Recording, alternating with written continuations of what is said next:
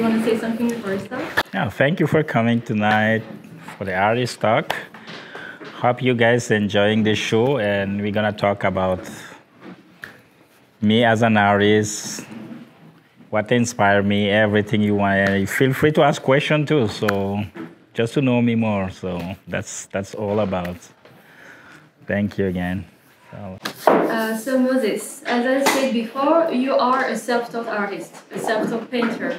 But what introduced you to art? What was your first medium?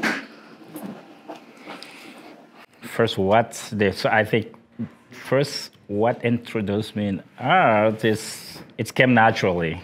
And then you start playing with stuff, drawing, and just you feel confident doing it. That's it. That's how it's began. And did you switch from drawing to painting?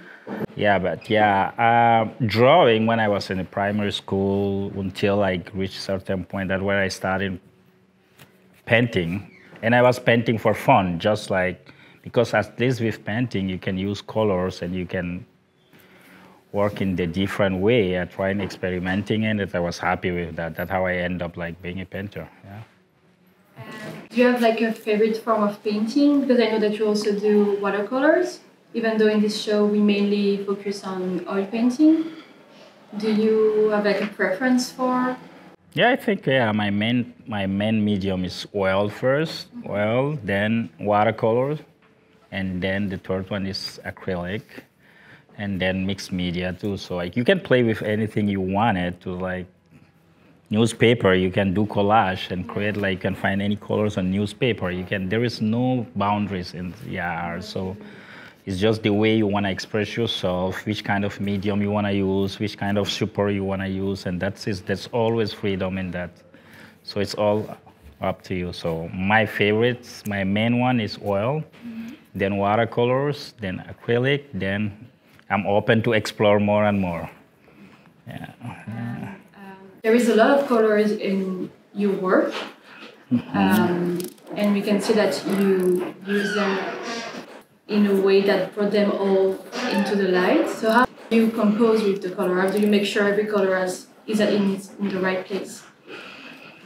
No, I think it's all about like the subject I want to play with and I want to work on. So that's how it starts. Then from there, when I start like the first layer is like, okay, that's where all started. Then you see it's like puzzle. You start something, you don't know where you're gonna end up, and then you start finding, oh, I need to add more. And then you reach that point that is all good. You know, you feel it and just you live it. So that's how it's works usually. Yeah. And do you feel like there is a time when you reach that point, or you can just like you can start working on a piece and then maybe like a year later you want to add something more to it? I think there is always something you can add. It's like life. You can be happy today about something you get today, and tomorrow you are like, okay, I have it. I want more. It's the same thing with art too. It's like, if I have a piece, for me today it could be done. Next day I walk in the studio, I see it, I say like, I should add something else, extra. So it's never been done. It's always there is something. It's like life, to be honest. Whatever we do, it's always about life. That's how I see things. So it's never done. Done when someone just buy, put it on his wall, that's belong to him. But if it is in my studio, it's gonna be changed. Next day you walk, there's something added. Yeah, so. I also feel like you have like a lot of freedom in the way you paint, a lot of freedom in how you present your work to other people. But I also feel like you have a lot of freedom in how you work on your paintings. Like for example, sometimes you told me about somewhere that you started first and then you decided to cover it with another painting. Is it something that is usual for you? Yeah, it's happened often, every time. So if I'm not like happy with the work, I'm just like, no, I don't want it to like, it's not done. I have to restart something. I paint over. And sometimes work is done. After maybe a year or two, I just go in my storage, find it, and I'm not happy with the work. I cover the pen, then to buy another canvas. I'm like, oh, I have an extra canvas. I paint over. That's why some of my work you can see like there is 2-3 pieces behind. If you like, so doesn't matter. It's just how I feel, how I see the things, and then like yeah. So that's usually how I work. Yeah. And I also see, like, also going to your studio so many times, I was able to see that you work on like different formats, like really large format, like smaller formats, and we can see that you give the same amount of care of like to all of your work. And something that I find really interesting is also the way that you work. So you will start a series or you start painting. Like you paint a lot. Can you tell us maybe more about like how much you paint a year? I can't really know how many paintings I can create a year, but it's all about the timing.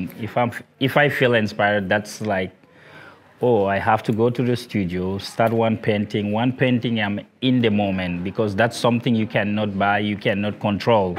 Because if you lose it, tomorrow is gonna be something else. When I start, I wanna create as much as I can with that series and say, okay, then I can move on for the next step. So that's how I usually create. So the number doesn't matter for me, because it's like one day they're not gonna bear me with that, but people gonna just enjoy it. That's all. It's like, it's my way to tell my own story in everything I do. Is if I have a lot to say, I just keep doing creating, and then move on and the next subject. Do you feel like a special attachment to your works, to your paintings? That's a tough question, because like, yeah, in the beginning I started like feel attached, but then I was like, I don't paint for myself, I paint for others.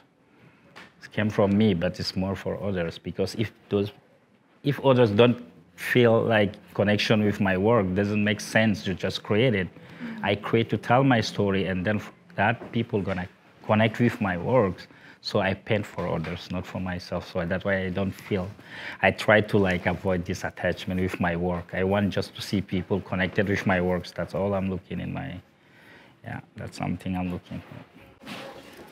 We also see that in the works that are featured in Essence, it's mainly portraits of Black people. It was chosen, right? It was on purpose that you decided to portray Black people, Black women, Black men, Black love.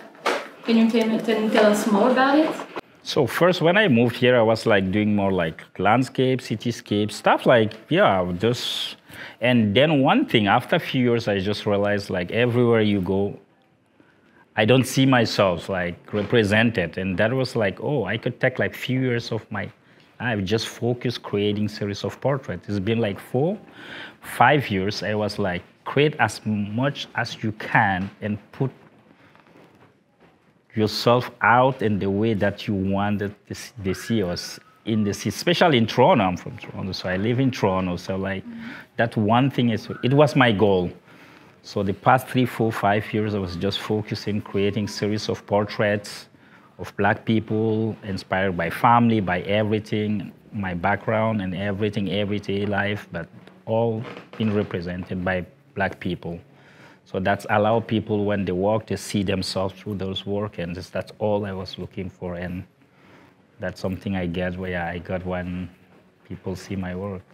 And were you inspired by any other artists when you started this series of Black portraitures? Oh yeah, a lot. Especially Kerry James Marshall was like a huge influence. Yeah, I think that's someone that really influenced me, like with all those works. Because the narrative about his work and everything, what inspired him, and I watched so many documentaries about him, hearing about this, I feel connected, and I was like, I could do something too.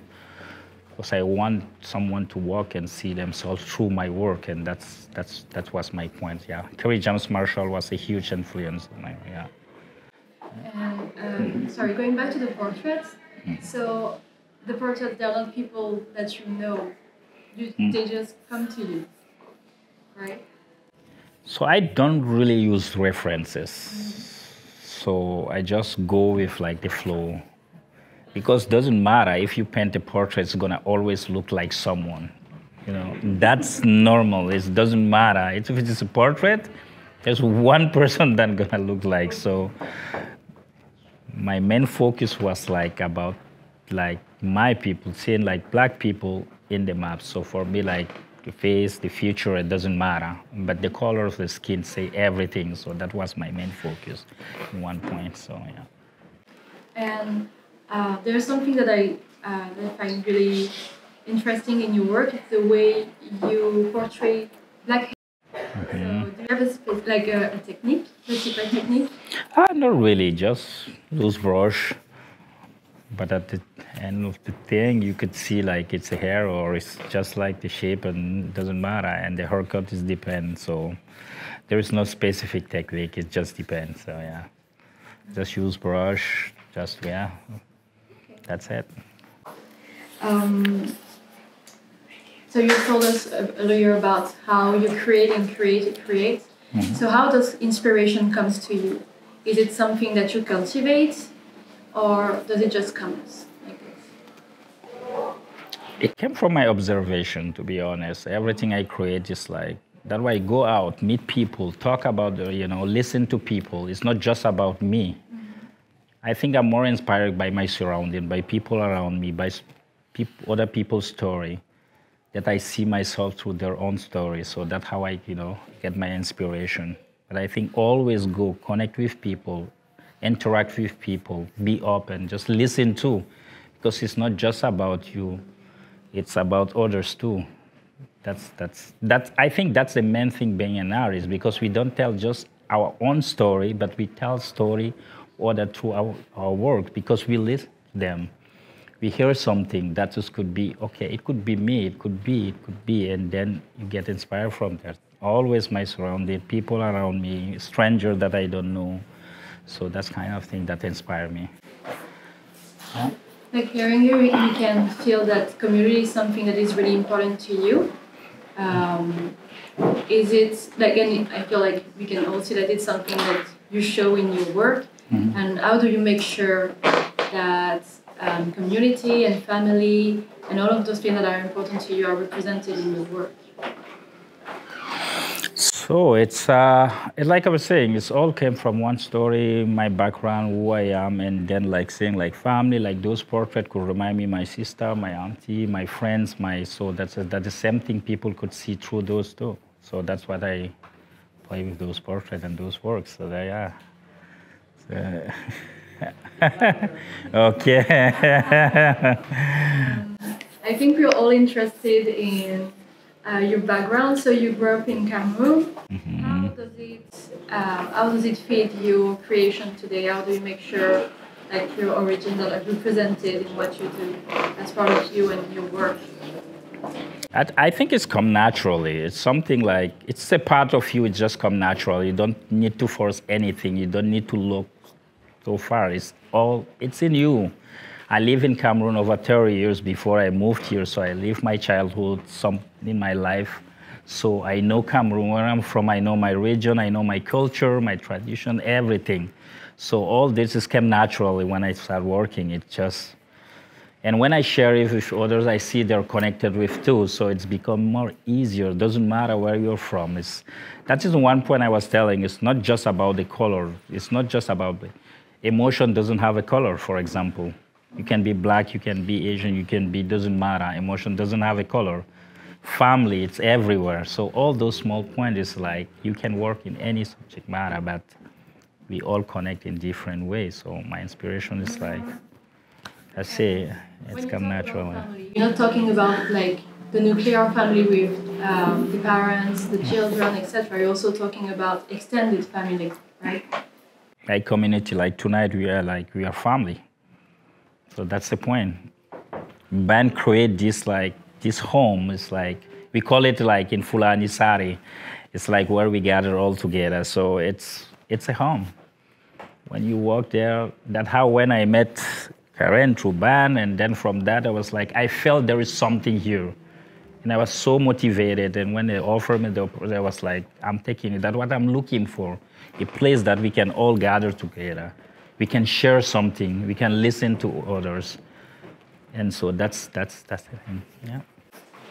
And do you go back to Cameroon sometimes?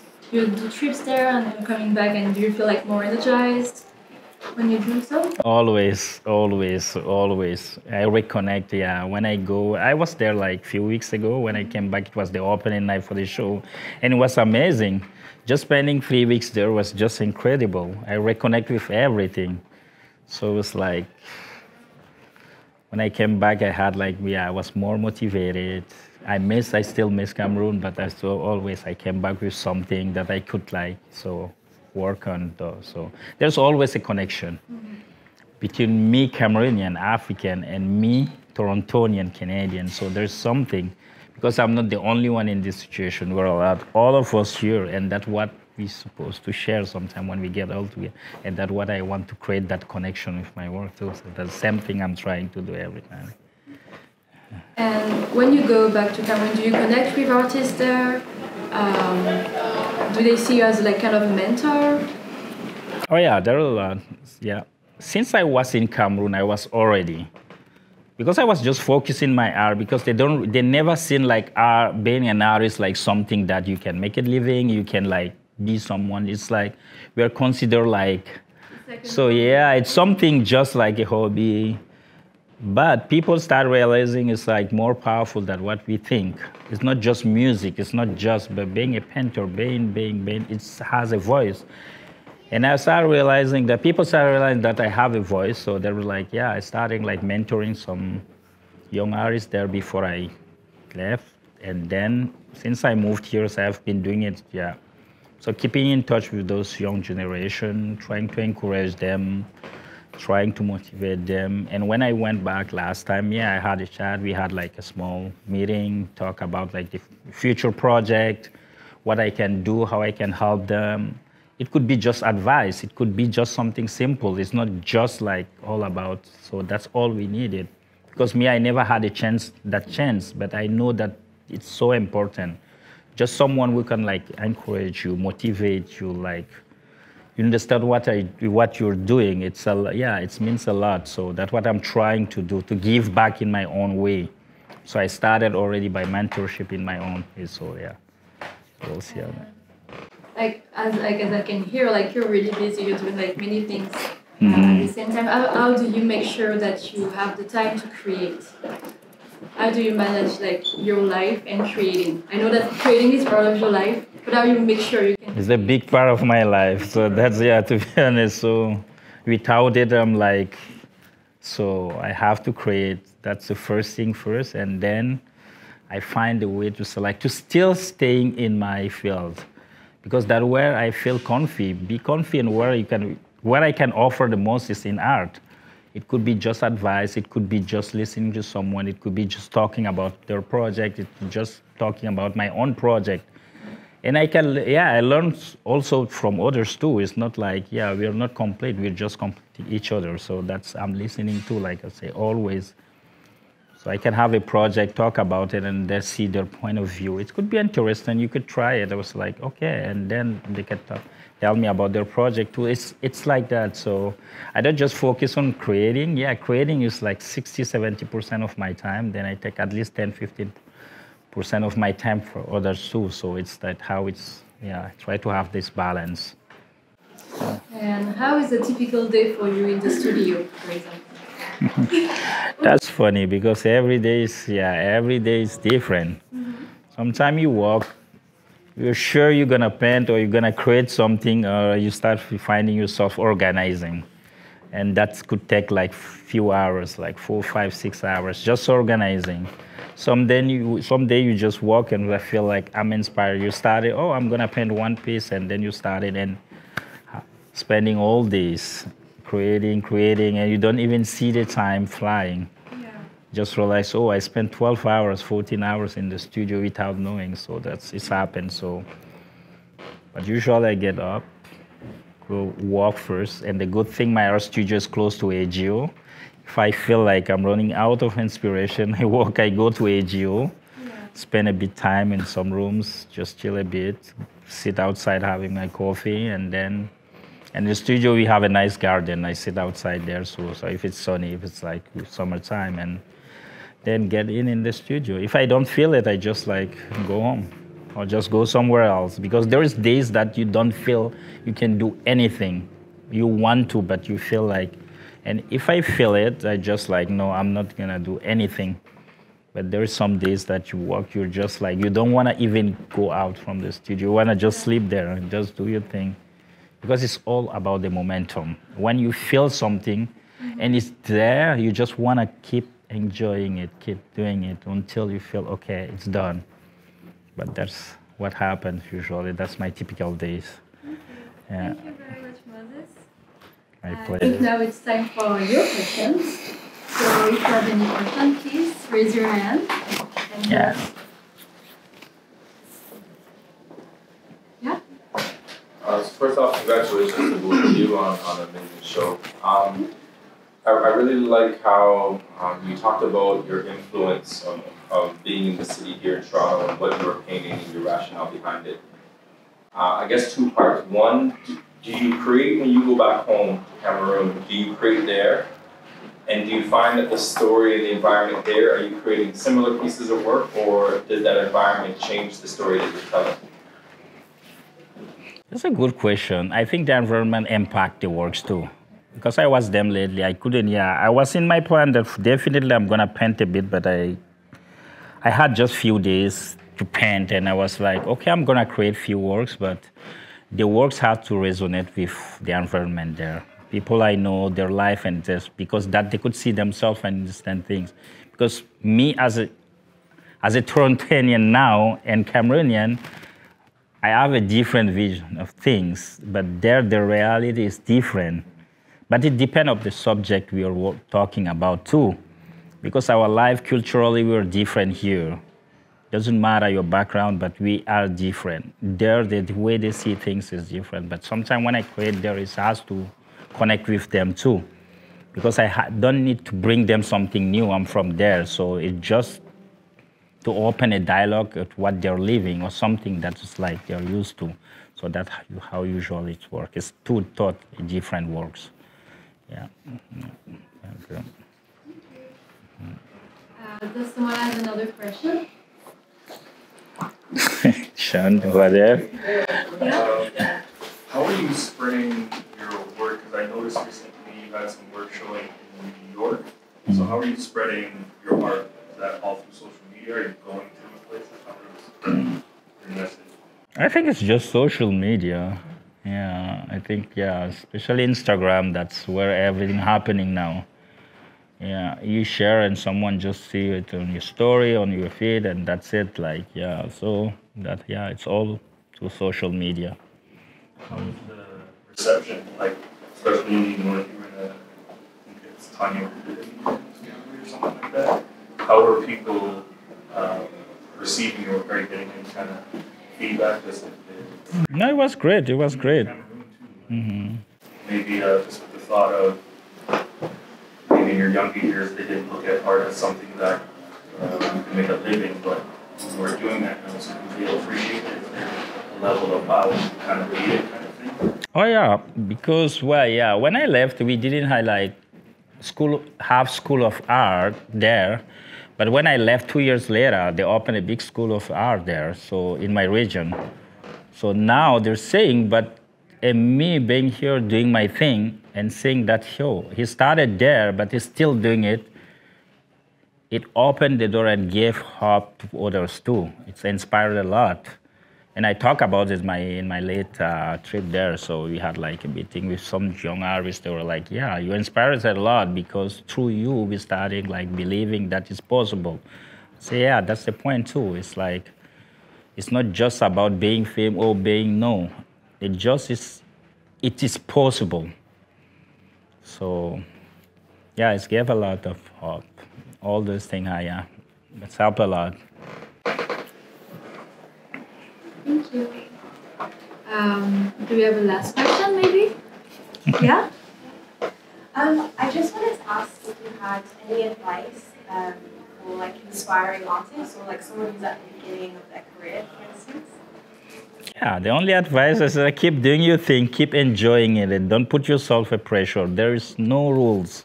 First, the only rule you can make it's your own, but in the way that you could allow you to create, to do what you love to do. That's it. There is no rule. Just keep enjoying it. If it's going to happen, it's going to happen, but enjoy it, because you cannot do something by expecting that it's going to be good. If it doesn't happen the timing that you expected, you're going to be discouraged and you're going to stop. But being an artist is that like, it's a choice. And it's a choice that there's a lifetime contract, I think. So it doesn't matter what's going to happen, mate, you have just to enjoy it, because you do it first for yourself, then people are going to see themselves through your work and how you want to connect with people and how people could connect with your work. It's just like, vice versa. So just keep enjoying, doing your thing. Don't listen that, so I think just see yourself here and just enjoy it. That's all I can tell you. Yeah, it's a lifetime contract too. You choose to be an artist, just keep going. If it's gonna happen, it's gonna happen. It doesn't, but it's gonna happen one day, for sure. That's all I believe in. It could be 50 years later. It could be tomorrow. It could be 15 years later. But just keep doing your thing. Enjoy, work hard for that. That's it. That's it. Thank you very much. I think it was a great Q&A question, and we'll be able to all go separate ways with things to think of in the future. Thank you to Ben for hosting us today. Thank you to Moses. Thank you to you for coming. And don't hesitate to come back to the gallery. If you're interested in buying one of the paintings, please do so. And to keep on following us on social media to see the future events of Moses and of Ben. Thank you very much. Thank you.